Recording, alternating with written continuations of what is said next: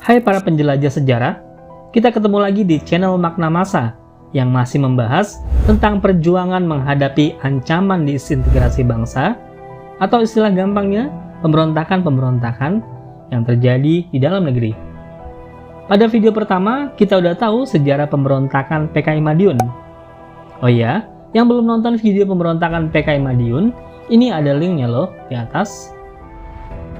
Nah, kali ini kita akan berlanjut pada pemberontakan lainnya yang masih dilatar belakangi oleh ideologi. Masih ingat kan, apa saja pemberontakan yang dilatar belakangi oleh ideologi?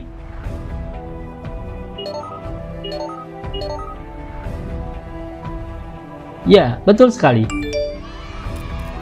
Oke, sekarang kita akan ngebahas pemberontakan DITII, mulai dari latar belakang hingga cara pemerintah mengatasinya. Ambil cemilanmu, lalu nikmati video ini sampai selesai.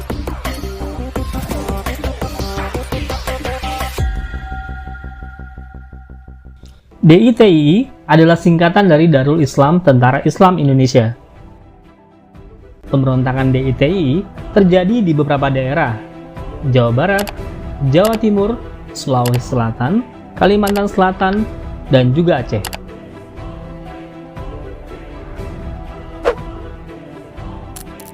Ngomongin DITII, nggak bisa lepas dari sosok Kartosuwiryo. Siapa sih Kartosuwiryo? Kartosuwiryo adalah seorang mantan tokoh Syarikat Islam Indonesia. Di awal kemerdekaan, ia ikut serta berjuang mempertahankan kemerdekaan Indonesia dari tangan Belanda dengan memimpin laskar bercorak keagamaan, yaitu Hizbullah dan Sabilillah. Akan tetapi, perjanjian Renville membuat kecewa Kartosuwiryo. Menurut persetujuan Renville, pasukan TNI harus ditarik dari daerah Jawa Barat, karena Jawa Barat dijadikan negara Pasundan oleh Belanda. Kartosuwiryo dan pengikutnya tidak bersedia pindah dari Jawa Barat, serta menganggap Jawa Barat bukan lagi daerah Republik Indonesia. Kosongnya kekuasaan RI di Jawa Barat segera dimanfaatkan Kartosuwiryo untuk mewujudkan cita-cita ideologisnya, mendirikan negara Islam di Indonesia. Pada Februari 1948, atas inisiatif Kartosuwiryo, diselenggarakanlah suatu kongres Islam di Cisayong, Jawa Barat, yang menghasilkan keputusan sebagai berikut.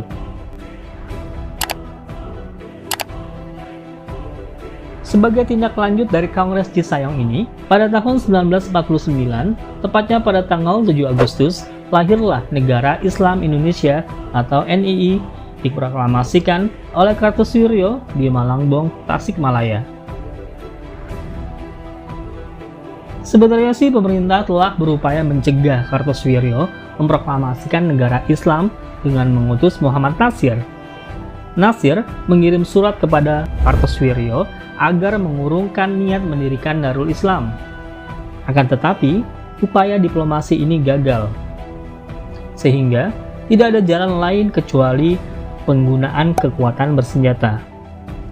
Operasi militer terpadu untuk menumpas pemberontakan ini dilakukan pada tahun 1959 melalui Operasi Pagar Betis. Pada operasi ini, pemerintah menyertakan masyarakat untuk mengepung tempat-tempat pasukan DITII. Tujuan taktik Pagar Betis adalah untuk mempersempit ruang gerak dan memotong arus perbekalan pasukan pemberontak. Akhirnya, pada 4 Juni 1962, Kartosuwiryo berhasil ditangkap di Gunung Geber, Majalaya. Tertangkapnya Kartosuwiryo ini mengakhiri pemberontakan DITII di Jawa Barat. Kartosuwiryo kemudian dibawa ke pengadilan dan dijatuhi hukuman mati.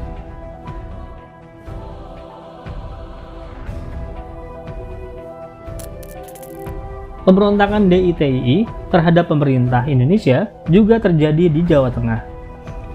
Munculnya gerakan DITII di Jawa Tengah diawali dengan adanya perubahan situasi politik di daerah Tegal dan Brebes akibat penandatanganan perjanjian Renville.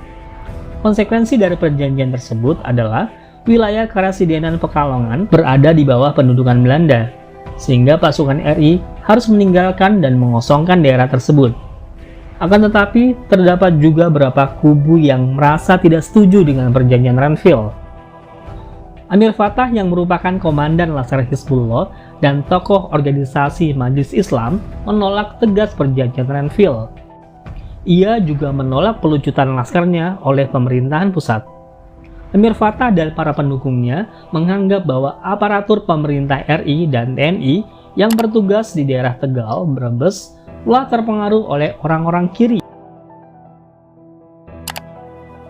Setelah mendapatkan dukungan yang cukup banyak, maka pada tanggal 23 Agustus 1949 di desa Pengarasan, Tegal, ia memproklamasikan berdirinya Darul Islam. Ia menyatakan gerakannya bergabung dengan gerakan DITI Jawa Barat pimpinan Kartosuwiryo.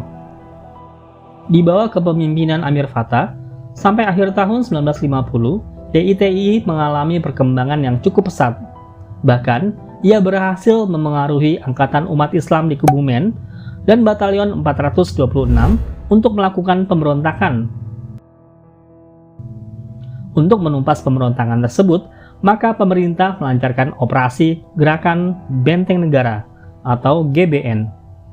TNI kemudian membentuk pasukan khusus di bawah pimpinan Kolonel Ahmad Yani yang disebut Banteng Riders. Pasukan Banteng Riders berhasil menumpas kekuatan tentara Amir Fattah. Pada Desember 1950, Amir Fattah akhirnya menyerah.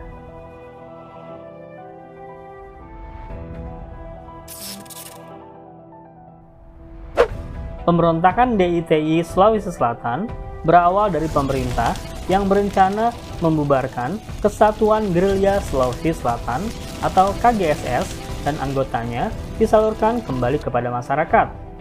Ternyata, Kahar Muzakar menuntut agar Kesatuan Gerilya Sulawesi Selatan dan kesatuan gerilya lainnya dimasukkan dalam satu brigade yang disebut Brigade Hasanuddin di bawah pimpinannya. Tuntutan itu ditolak karena banyak di antara mereka yang tidak memenuhi syarat untuk dinas militer. Sehingga dapat disimpulkan penyebab dari pemberontakan DITI Sulawesi Selatan adalah ketidakpuasan Kahar Muzakar terhadap kebijakan pemerintah mengenai rasionalisasi militer. Kahar Muzakar menginginkan agar Komando Gerilya Sulawesi Selatan yang dipimpinnya diangkat tanpa melalui seleksi menjadi Tentara Angkatan Perang Republik Indonesia atau ABRIS. Pada saat dilantik sebagai pejabat wakil Panglima Tentara dan Teritorium 7, Kahar Muzakar beserta para pengikutnya melarikan diri ke arah hutan dan membawa persenjataan lengkap dan mengadakan pengacauan. Kahar Muzakar mengubah nama pasukannya menjadi Tentara Islam Indonesia dan menyatakan sebagai bagian dari DITI Kartosuwiryo pada tanggal 7 Agustus 1953. Dalam menumpas gerakan DITI di Sulawesi Selatan, pemerintah melibatkan pasukan TNI dari Divisi Siliwangi. Maupun selaku Kepala Staf Khusus untuk menumpas gerombolan Kahar Muzakar dalam tempo yang sesingkat. Kahar Muzakar akhirnya ditembak mati pada 3 Februari 1965.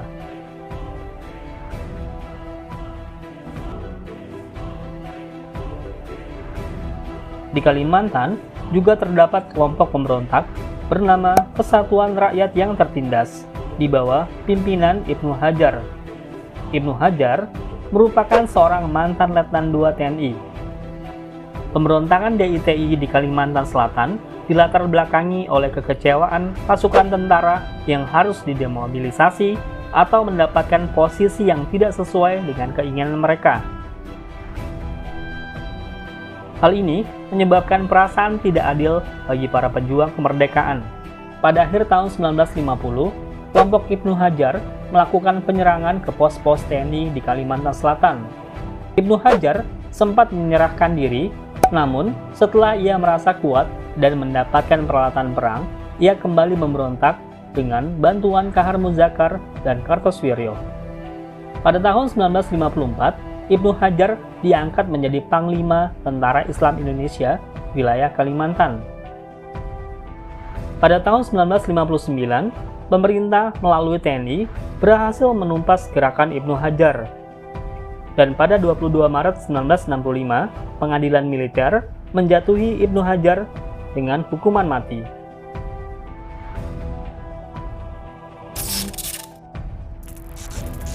Tengku Muhammad Daud Bere merupakan pejuang kemerdekaan Indonesia, mantan gubernur Aceh, sekaligus pendiri NII di Aceh. Selain itu, Daud Bere pernah menjadi ketua PUSA atau Persatuan Ulama Seluruh Aceh, yaitu organisasi yang dibentuk untuk menentang penjajahan Belanda. Pada saat Perang Revolusi, ia menjabat sebagai gubernur militer Aceh.